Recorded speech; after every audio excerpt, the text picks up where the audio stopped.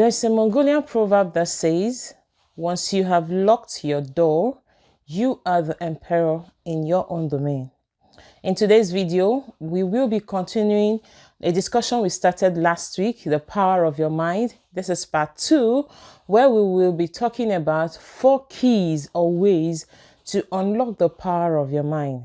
I love Marianne Williamson's illustration about keys. She said, imagine any problem you have to be a huge locked door standing in front of you. Now, see yourself taking a golden key out of your pocket. You brought the key here with you when you arrived on this planet, but you sometimes forget to use it. See yourself putting it into the keyhole, then watch the door swing open. I agree with her 100%, just that this time we are looking at our minds. Our minds have the capacity to do a lot of great things, but it needs to be unlocked and freed to accomplish that. And the keys to unlock our minds are with you and I, which leads me to the first key to unlock the power of our mind. Number 1, or key number 1, is understanding how the mind works. I talked about this in my last video, so I won't spend a lot of time on it today. I will advise that you please watch the video here.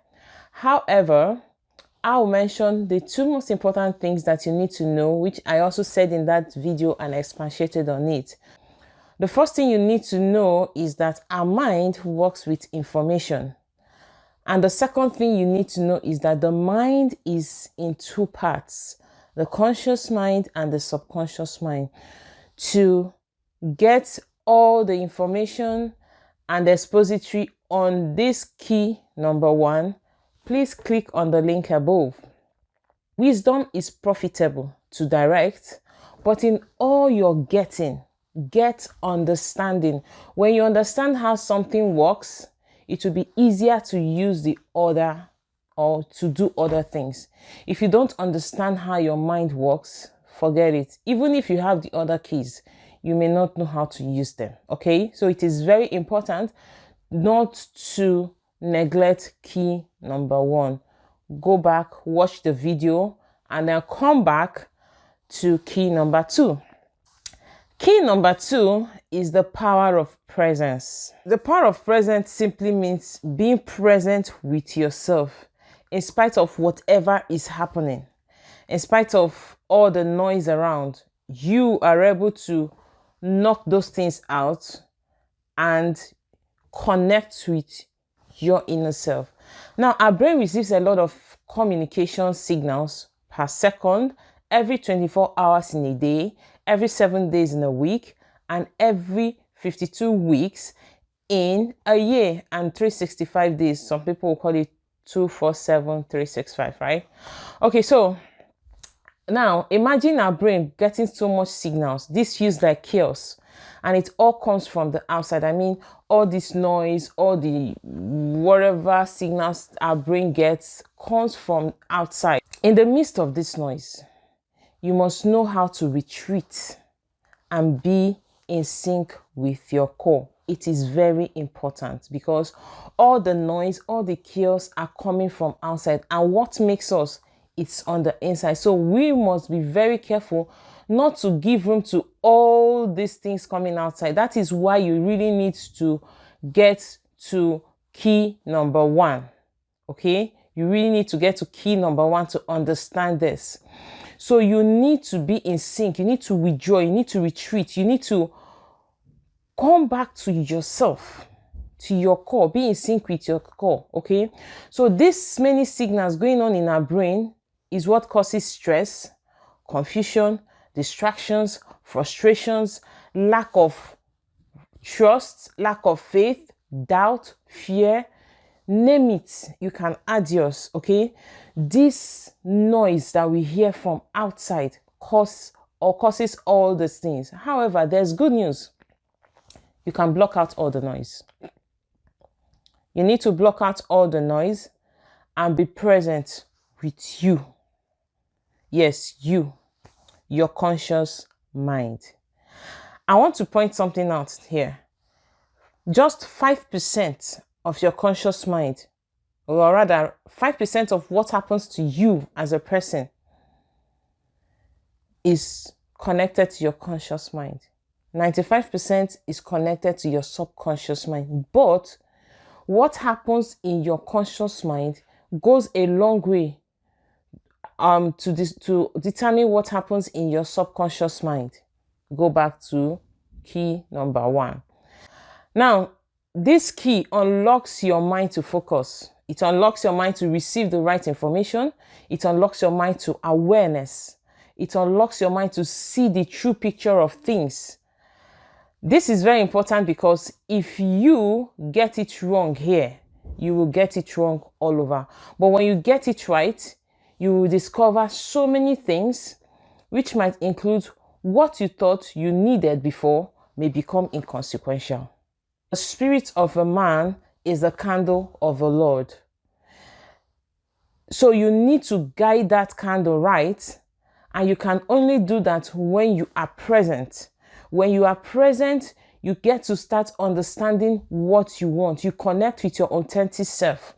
And in this space, you alienate yourself from what or who you think you are to who you truly are, who you were meant to be. You move beyond time and connect with the higher realm of yourself, beyond the ephemeral.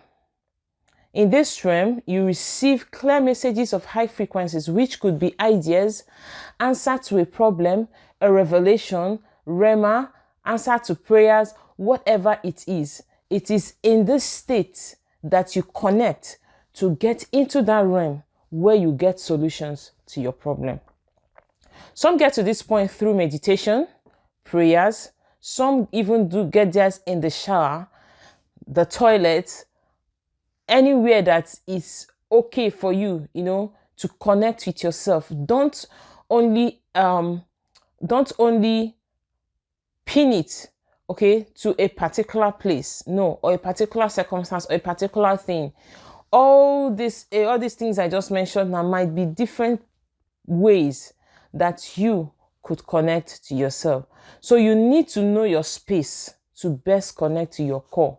Wherever you get your inspiration the best, wherever you get relief the best, wherever you get to that place where you sync with yourself, where it's like every other thing does not matter. It's like you are outside of space and time. That is why you can be there and time will pass by. You won't even know you have spent 3 hours. You won't know you have spent 5 hours there. Why? Because you are connecting to your core. You are connecting to the essence of your living. And this essence of your living can be your spirit, your spirit man, whatever you choose to call it. Key number 3, knowledge. Key number 3 to unlocking the power of your mind is knowledge. Knowledge is power. Power provides information. Information leads to education. Education breeds wisdom. Wisdom is liberation. People are not liberated because of lack of knowledge. I don't know who said this. The quote is unknown. You can only act to the extent of what you know. So it is imperative that we expand our horizon and perspective about life through knowledge acquisition. Study to show yourself approved, a workman that needs not be ashamed, rightly dividing the word of truth. If you don't know your onus, if you're an engineer and you don't know the nitty-gritties of engineering, there is no way you are going to explain it to somebody. There's no way you are going to do a job for somebody that will be remarkably noticed. Knowledge stresses the elasticity of the mind to think beyond ordinary reasoning and break barriers. So it is important that you read, and read. Learn. Always be ready and willing to learn. Since we know that our mind works with information, let's feed it with the right kind of information. Your brain capacity mind strength, and thought frequencies are all proportionate to how much you learn every day. If you are observant, you will know that people who are widely read think differently and are more open-minded with high level of understanding about life than those who don't. Knowledge liberates and casts away doubt and fear. So if you know you can read, you will not be afraid to read. Okay, so I'm going to finish up with this story. A king gave birth to a sick son and spent so much. This is a movie I watched, okay? So I'm going to try to summarize it, okay? But it caught my attention. A king gave birth to a sick son and spent so much on, spiritualists, chief priests to cure his son, okay, or to find solution to the problem of his son. Until one day he invited a priestess who knew that the prince was suffering from a medical condition and nothing spiritual. She sent the prince to be cured in a hospital where her uncle works. And the king was very furious about it. In fact, everybody was furious and they wanted her head. She went as far as, taking care of all the expenses just to make sure that the prince regained his health. Now, when she was doing this, people without understanding, who didn't know what was wrong with the prince, who thought it was spiritual, for over 30 years, wasted their lives and kept this young man in a very painful state for over 30 years because they did not know what was wrong with him. But this priestess, because she knew, she was well-read, she was educated, she had an uncle who could take care of this, sent the prince. To cut the long story short, the prince went to the hospital. He was suffering from a heart condition, went to the hospital, and he was operated on. A surgery was carried on him, and he came back. This was a young man who could barely talk, who could barely walk, who could barely do anything for himself by himself, came back dancing, rejoicing, jumping everywhere. Because somebody who knew, who had knowledge of what to do, did the right thing. That is how knowledge works. If you don't know, you stay in darkness of what would have maybe liberated you, just like what happened in this story. So read. Have a voracious appetite to learn every day. Key number 4 is the power of imagination. Believe, explore, stretch the capacity of your mind through imagination. This can be done through several means, which we will discuss in detail next week. When you imagine, when you understand how powerful your imagination is, you can do a lot of things. You can break barriers. You can enter places that you think or you thought that you could never enter. You can do things that you thought that you could not do.